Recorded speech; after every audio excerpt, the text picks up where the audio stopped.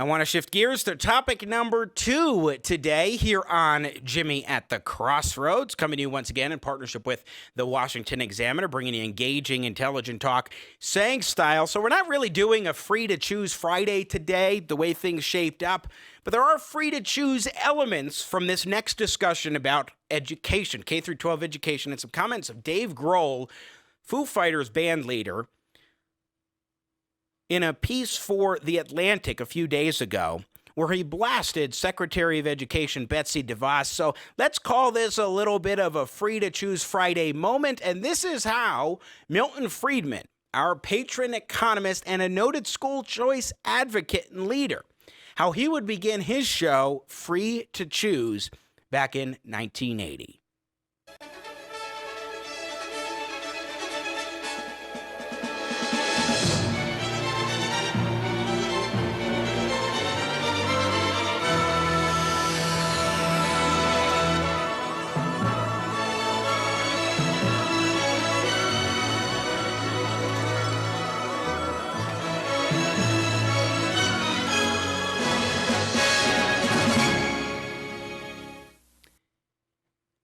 Free to Choose Friday, shall we call it, moment here on Jimmy at the Crossroads. So there has been a debate raging across the country over reopening schools, how to go about it. Secretary of Education DeVos has been a strong advocate for telling schools, hey, you need to get open.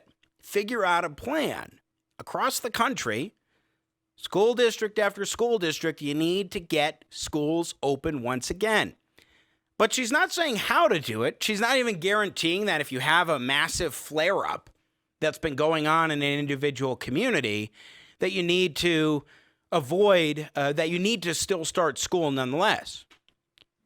She has been very clear, and this is consistent with the DeVos view of the Federal Department of Education, consistent with the idea that individual school districts and schools should make decisions about how to implement things much more. In fact, I think we have a clip from an exchange that Betsy DeVos did a few weeks ago, and we played this a couple weeks ago, with Dana Bash of CNN, where she tried to articulate her view a little bit on reopening schools. To be clear, are you saying that areas where there is a flare-up, that schools should revert to remote learning? I'm saying that schools should have plans, like Miami-Dade County has. They should have plans, and the parents and families should know what their options are. I'm asking you, ma'am, as Secretary of Education, if there is a flare-up, should schools revert to remote learning? You're very aggressive about saying reopen, and the next question, the obvious question is, what happens if they feel that they can't? Are you comfortable with remote learning if they can't?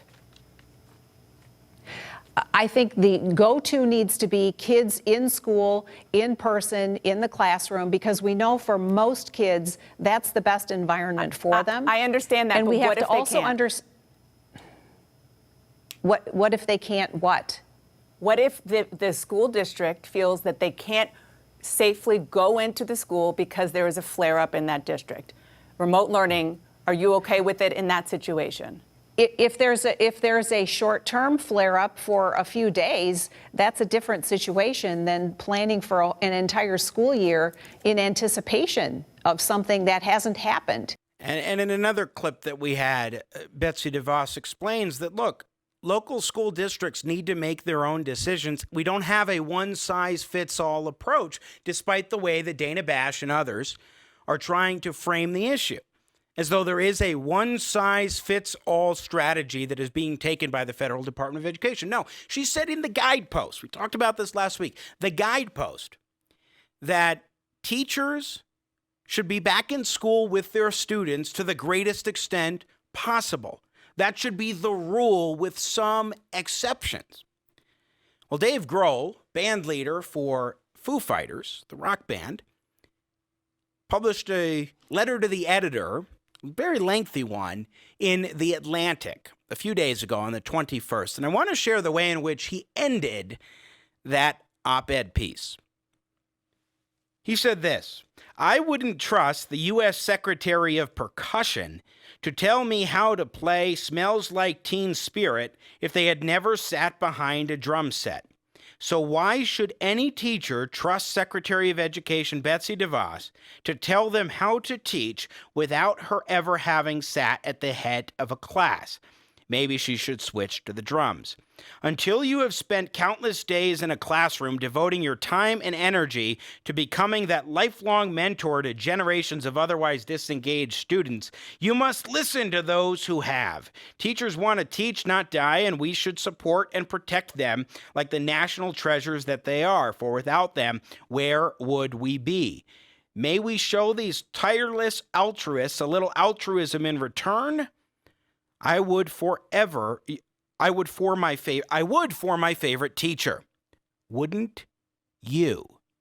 But that line here, I wouldn't trust the U.S. Secretary of Percussion to tell me how to play Smells Like Teen Spirit if they had never sat behind a drum set. So why should any teacher trust Secretary of Education Betsy DeVos to tell them how to teach without her ever having sat at the head of the class?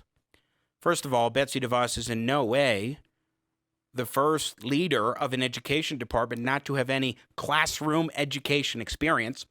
Second of all, he misses the point. He doesn't understand, and he's conflating two issues. Number one, it is not a matter of telling teachers how to teach to insist that the rule be that schools are reopened in the fall. That isn't telling teachers how to teach, number one. Number two, on that point, Betsy DeVos is the antithesis of micromanaging teachers and telling them how to do their jobs.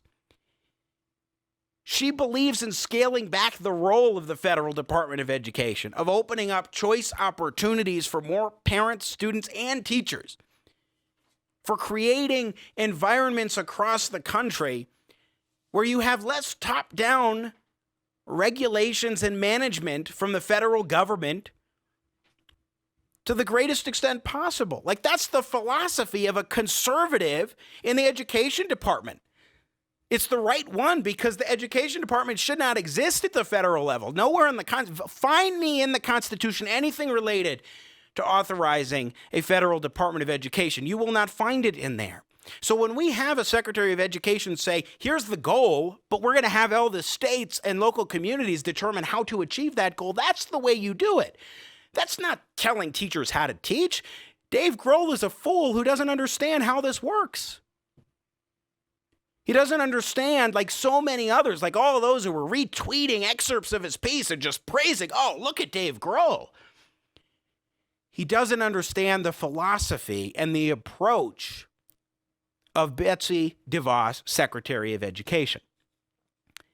But then also, he's fundamentally wrong on another point, which is about the threat and the concern health-wise for COVID-19 in reopening schools. There are a lot of liberals who are pointing out that President Trump now is canceling Jacksonville events where he was supposed to give his big speech in front of all the delegates at the Republican National Convention.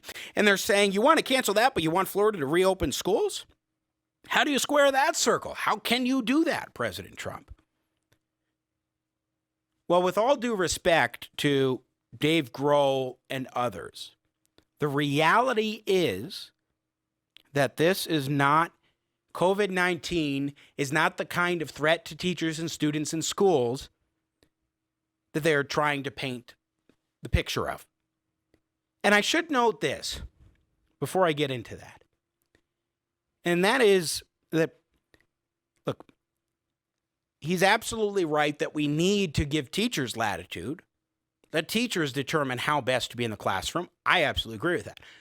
I have spoken to dozens upon dozens of fifth grade classes in the past through my own nonprofit work.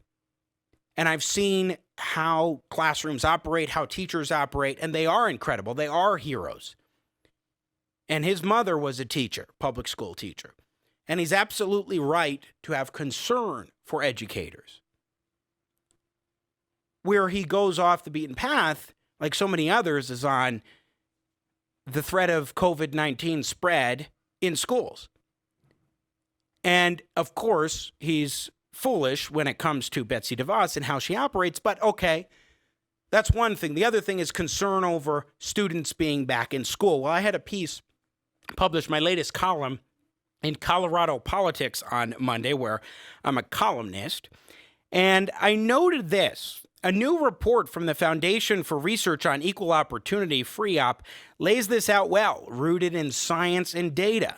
The report notes, quote, Americans under the age of 25 represent 0.15% of all COVID-19 fatalities in the U.S. FREOP finds that kids aged 5 to 14 are, quote, 7 times more likely to die from influenza than COVID-19, yet we don't close schools during flu season.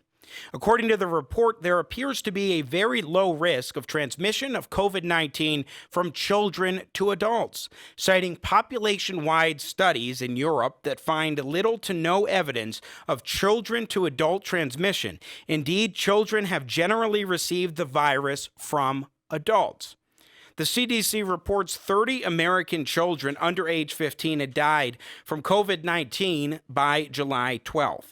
As a recent Wall Street Journal editorial points out, data from Sweden, northern France, Germany, Singapore, Norway, Denmark, Finland, and Israel, where schools either were never closed or were reopened, support the low risk to children and teachers. In all of these countries that didn't close schools or that have reopened, they haven't seen a concentrated spread coming from schools, and we have not seen significant issues to children when it comes to public health, when it comes to their personal health and the adverse impacts. The idea that children are spreading to adults isn't borne out by the data. We're supposed to talk about science, right? And hail science as being what we need to look towards for guidance here. Well, okay, look at the science, not fear. The science tells us that kids can and should be back into schools, and school districts can do what some school districts are doing, like here in Colorado. Get a head count. How many parents want their students in school? How many want to do remote learning? Then figure out how many teachers need to be in the class, how many teachers need to teach online, and assign higher risk teachers to work at home and teach from home remotely, and lower risk teachers, like in their 20s and 30s, assign them into the classroom. Schools are essential businesses. They are. That's the reality. And by the way, taxpayers are funding those schools no matter what, it appears. Well, if a school is closed and a parent wants their child to be able to get in-person education, and their school is not open, but there are schools in the area that are charter or private schools that they would like to send their child to, but can't afford to, well, government funds should be used. Instead of going to their local school, they should be going to the school that is open. We shouldn't just be having taxpayer dollars go into the classrooms of schools that are not open. And we've talked about this before, too. Compare the relatively low risk of COVID-19 to and from children with the cost of denying them an in-person education. Remote learning is not effective, especially for young children who need that classroom environment, need that give and take with their teachers. And according to a research nonprofit, NWEA, remote learning means students are likely to return in the fall with approximately 63 to 68% of the learning gains in reading relative to a typical school year, and with 37 to 50% of learning gains in math. That's just the expected loss of learning in math and reading from one semester of mostly remote learning. Then you have summer months, and now they're going to be remote learning again in the fall?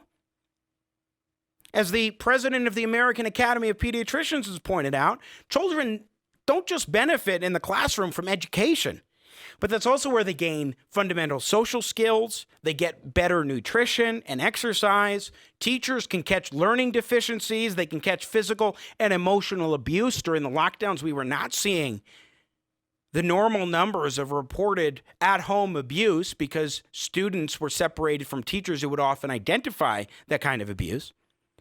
They often identify mental health problems, and I know from experience, eyesight issues. Your kid's having trouble seeing. So I recommend that you get their eyes checked. And special needs students are being left out in the cold. I wrote this in Colorado Politics, and I really fervently advocate this position. If you believe quality education is important, you want kids back in school, period. And quality education must always be a school's top priority. This is not the big risk that Dave Grohl and many teachers' unions are trying to present it as. Yes, you need to take precautions. I'm not saying that. And school districts can decide if they want to have masks, if they want to have certain separation levels, and what have you. But this isn't something we should be hysterical about. The science, which we're supposed to look at science again. The Democrats always say, well, we need to look at the science and make a decision there. Well, you're not. If you want to just close schools in a knee-jerk reaction, you're not actually looking at the science, and you're not doing what my dad calls the Ben Franklin analysis, the pros and the cons. Do the list. The cons of keeping schools closed far and away outweigh the supposed pros. At this point, there are hardly any pros, proven from the data, proven from experience, to closing schools and keeping them closed going into the fall. So much more harm. But then also this maligning of Secretary DeVos completely and utterly misses the mark about the philosophy of a conservative in the Department of Education, which underscores why I think she's so perfect for the role, because she doesn't believe in micromanaging teachers from the federal level. Betsy DeVos believes that we should scale back the federal role and be smarter in how taxpayer dollars are spent and open up to more choice so that parents have opportunities, especially in a crisis situation like this, to make sure that their kids get the quality education that they need in order to be successful. That, my friends, is the reality of this reopening of schools debate and the reality of Betsy DeVos as Secretary of Education, and the philosophy of a far less federal government knows best approach. Again, she's setting the guideposts, the goal, the sort of rule. Schools reopen. There are exceptions to the rule, and you school districts and schools get to make the decision, and that is exactly how it should be, especially if we believe in a society that advocates fervently for each and every human being to be free to think, free to act, and free to choose. You just watched a clip from Jimmy at the Crossroads. Don't miss more engaging, intelligent talk. Subscribe to the Jimmy at the Crossroads YouTube channel today. You want to catch our live show. And I love your support. I got Jimmy at the Crossroads, making sense out of no sense.